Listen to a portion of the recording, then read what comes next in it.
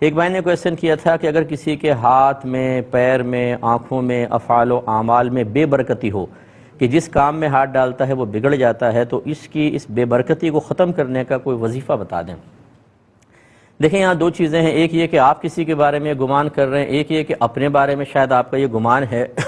دونوں صورتوں میں اچھی طرح یاد رکھیں کہ یہ ہمارا اپنا خیال ہوتا ہے کہ ہم بے برکتی کو اپنے ساتھ یا کسی شخص کے ساتھ اٹیچ کر رہے ہوتے ہیں کہ اس کی وجہ سے ایسا ہو رہا ہے۔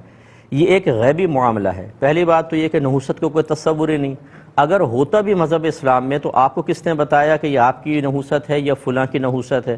اگر میں کہہ دوں آپ ہی کے کسی گھر کے فرد کے بارے میں کہ آپ کی نہیں یہ اس کی ہے، آپ کیسے میری بات کا رد کریں گے؟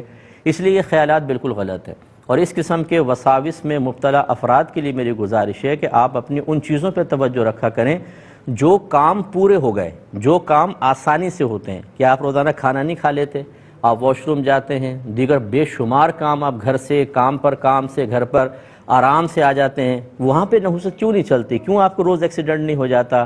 کیوں نوالا نہیں اٹک جاتا؟ کیوں آپ کا پیشاب بند نہیں ہو جاتا؟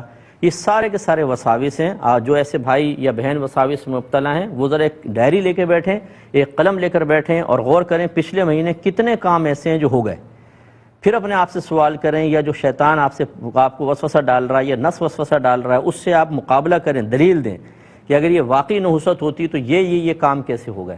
انشاءاللہ سب وسوسے ختم ہو جائیں گے۔ اس کا کوئی وظیفہ نہیں ہے، اپنے دماغ کو دین کی تعلیم کے تابع کرنا یہی اس کا وظیفہ ہے، سمجھ لیجئے اور کریں۔